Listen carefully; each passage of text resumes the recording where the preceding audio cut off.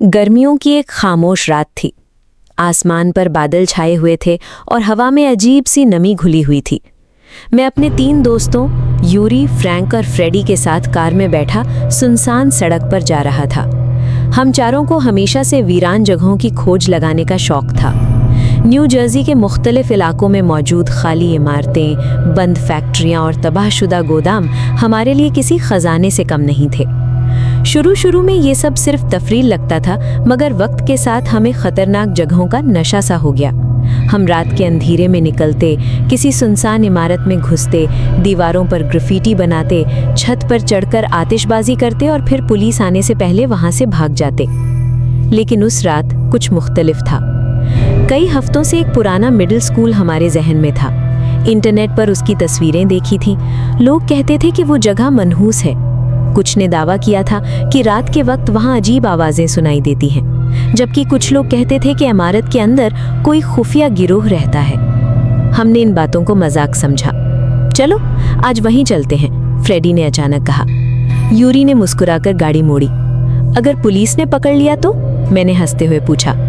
तो भाग जाएंगे, जैसे हमेशा भागते हैं। तकरीबन आधे घंटे बाद हम स्कूल के करीब पहुंच गए। सड़क सुनसान थी। आसपास सिर्फ दरख्त थे और हवा में पत्तों की सरसराहट गूंज रही थी। दूर अंधेरे में वो इमारत खड़ी थी, एक मुर्दा देव की तरह। स्कूल के गिर्द लगी बाड़ पहले ही किसी ने काट रखी थी। हम खामोशी से अंदर दाखिल हो गए।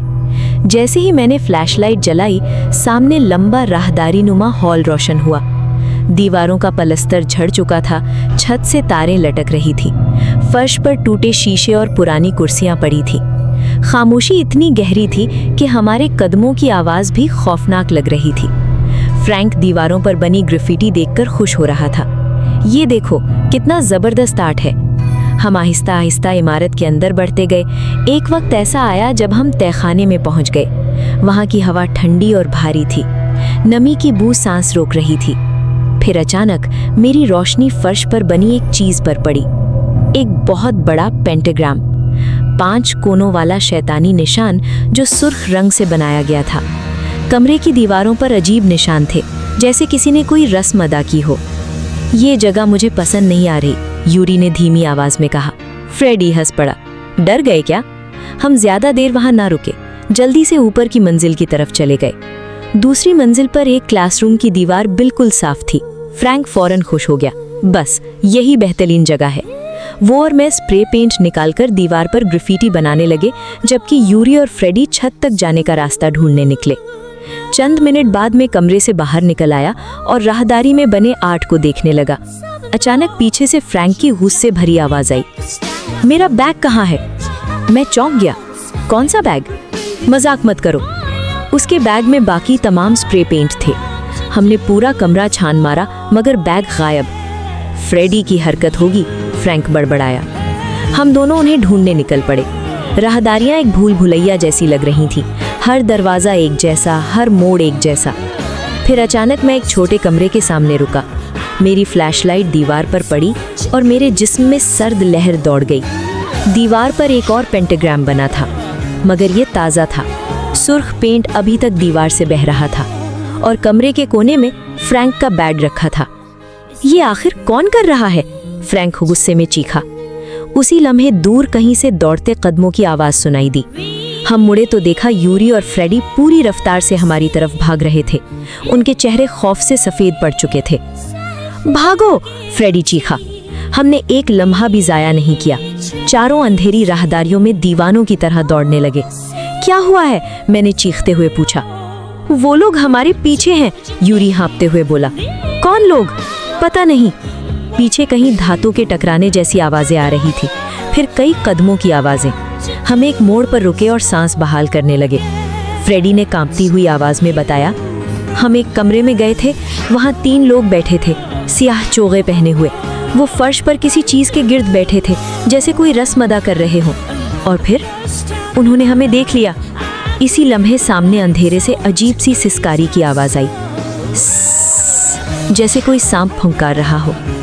हम सब जम गए। फिर अंधेरे से एक भारी आवाज गूंजी। मुझे तुम्हें वहीं काट देना चाहिए था। मेरे जिस्म का खून मुंजमद हो गया। अगले ही लम्हे हम पूरी ताकत से भागने लगे। अब हमारे पीछे कई लोगों के कदमों की आवाजें थी। वो चीख रहे थे, गालियां दे रहे थे। तुम बच नहीं सकते, तमाम रास्ते बंद हैं। मैंने अपनी जिंदगी में इतना खौफ महसूस नहीं किया था। हम भूल भुलैया जैसी राहदारियों में दौड़ते रहे। फिर अचानक यूरी ने एक मोड़ लिया और सामने वही दरवाजा नजर आया जहां से हम अंदर आए थे। वहां हम बाहर निकले, बाड़ फलांगी और सीधा कार तक पहुंचे। यूरी ने गाड़ी स्टार्ट की और पूरी रफ्तार से वहां से निकल लिया। काफी देर तक कोई कुछ नहीं बोला, सिर्फ हमारी हाँफती सांसें सुनाई दे रही थी। फिर फ्रेडी ने धीमी आवाज में कहा, वो लोग हमें मार देते। मैंने आखिरी बार खिड़की से बाहर देखा। दूर अंधेरे में वो स्कूल खामोश खड़ा था, जैसे कुछ हुआ ही ना हो। मगर कहानी यहीं खत्म नहीं हुई। 5 साल बाद मैं वॉशिंगटन के एक सुनसान इलाके में अकेला रहने लगा। शहर की भीड़ से तंग आकर मैंने एक छोटा सा घर किराए पर लिया था। घर जंगल के करीब था, आसपास ज्यादा लोग नहीं रहते थे। अक्टूबर की एक रात में काम से वापस आया, थका हुआ था। चाइनीज खाना ऑर्डर किया और टीवी देखने लगा। तकरीबन 10 बजे दरवाजे की घंटी बजी। मैंने झांक कर देखा, एक आदमी बाहर खड़ा था, हड्डी जैसा पतला, हुडी पहने हुए, मगर उसके हाथ में खाना नहीं था। खाना लाए हो? मैंने दरवाजा थोड़ा सा खोलकर पूछा। वो चंद सेकंड खामोश रहा, फिर बोला, गाड़ी में है, पहले ऑर्डर चेक करना था। मेरे अंदर फौरन खतरे की घंटी बजी। अगर खाना नहीं है तो मैं पुलिस को फोन करूंगा। वो बड़बड़ाया और आहिस्ता आहिस्ता अंधेरे में गायब हो गया। मैंने फौरन रेस्टोरेंट फोन किया। आपका ऑर्डर अभी तक नहीं निकला, मैनेजर ने कहा। मेरा दिल जोर से धड़का। वो आदमी कौन था? मैंने पुलिस को इत्तला दी। बाद में असल डिलीवरी वाला आया और चला गया। मैंने खुद को समझाया कि शायद खतरा टल गया। मगर रात 11:30 बजे जब मैं अंधेरे में टीवी देख रहा था, मुझे घर के पिछले हिस्से से रगड़ने की आवाज़ सुनाई दी। मैं साकित हो गया। फिर दरवाजे का हैंडल हिला। कोई अंदर आने की कोशिश कर रहा था। मैंने फौरन 911 पर कॉल की। बावर्ची खाने से चाकू उठाया और कमरे में बंद हो गया। 15 मिनट बाद पुलिस आई। उन्होंने पिछले दरवाजे के करीब नए निशान देखे। किसी ने औजार से ताला तोड़ने की कोशिश की थी। कुछ दिन बाद रात को पुलिस सायरन की आवाज़ से मेरी आंख खुली। 3 गाड़ियां मेरे घर के सामने से गुजरी। 20 मिनट बाद दरवाज़ा खटखटाया गया। 2 पुलिस वाले खड़े थे। उन्होंने फ़ोन पर एक तस्वीर दिखाई। वही आदमी था। उसी रात वो एक और घर में घुसने की कोशिश करते हुए पकड़ा गया। मैंने सुकून का सांस लिया, मगर कई रातों तक सो ना सका।